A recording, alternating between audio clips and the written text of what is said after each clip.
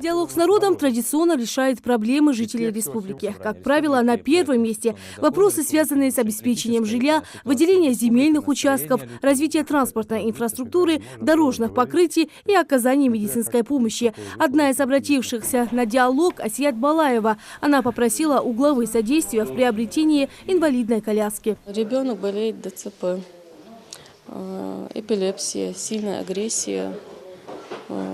Коляски, конечно, мы получаем в 5 лет один раз, но нам это не хватает. По той причине, что мальчик очень агрессивный, еле хватает на год.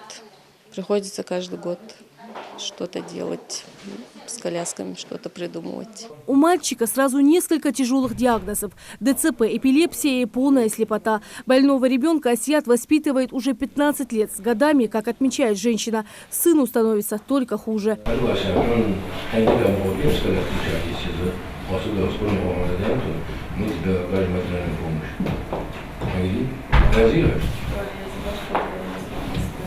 Асият по распоряжению главы республики оказали финансовую помощь в приобретении жизненно необходимой инвалидной коляски. Решилась написать.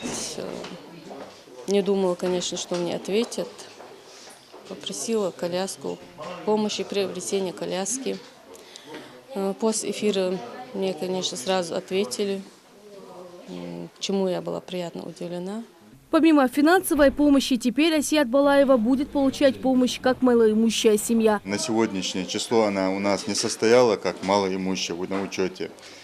Мы от нее приняли пакет документов, необходимый список документов, которые необходимы для установки на учет как малоимущая.